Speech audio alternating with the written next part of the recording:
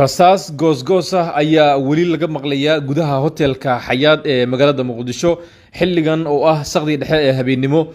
ciidamada dawladda Soomaaliya gaar ahaan kuwa sida gaarka u tababaran ee kala ah Ramcad, Waran iyo Gaashaan ayaa wararku sheegayaan in ay galeen dhismaha hotelka halkaasi ay kula dagaalamayaan dagaalyahano ka tirsan ururka Al-Shabaab.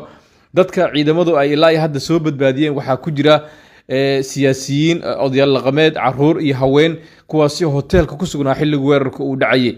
sida wararka aan ku helayno ciidamada la yiraahdo Waran iyo waliba Gaashaan ayaa isku dayay inay soo afjaraan weerarka Al-Shabaab ay ku galeen dhismaha hotelka Xayaat, waxaana ciidamada ay ku sugan yihiin qaybo kamid ah dhismaha hotelka halkaasi oo rasaas ay ka ridayaan. qasaare isugu jira dhimasho dhaawac ayaa ka dhashay qaraxyada weerarka tooska ah ee caawa Al-Shabaab ay ku qaadeen hotelka Xayaat ee Muqdisho, lamana oga wali inta uu leeyahay qasaarahaasi.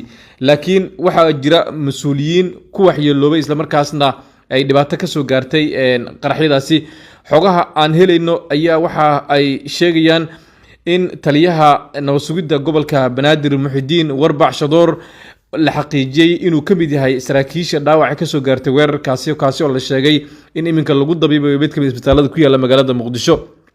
dhinaca kale afyeenka booliiska Soomaaliya Cabdi Fataax Aadan ayaa warbaahinta dawladda u sheegay in howlgal culus dadka lagu badbaadinayo ka socdo gudaha hotelka isla markaasna ay ku dadaalayaan in ay yareeyaan khatarta weerarkan. bayaan kooban oo ay baahisay warbaahinta ku hadasha afka Al-Shabaabna waxaa lagu sheegay in dagaalyahano ka tirsan Al-Shabaab ay gudaha u galeen hotelka Xayaat, kuwaasi oo sida ay sheegeen toogasho toos ah la beegsaday mas'uuliyiin ka tirsan dawladda oo hotel ku sugnaa. weli lama helin tirakoobka rasmiga ku saabsan qasaaraha ka dhashay weerarkan weli socda, waxaana xusid mudan in dad badan ay laga soo badbaadiyay gudaha hotelka. goordhow marka la soo gabagabeeyo howlgalkaasi oo ciidamada ammaanka dawladda Soomaaliya ay Al-Shabaab gudaha kula dagaalamayaan gaar ahaan kuwa Waran iyo Gaashaan ayaa la filayaa in warbaahinta ay saraakiisha dawladda la hadlaan. wixii ku soo korana waan idin soo gudbin doonaa insha Allah.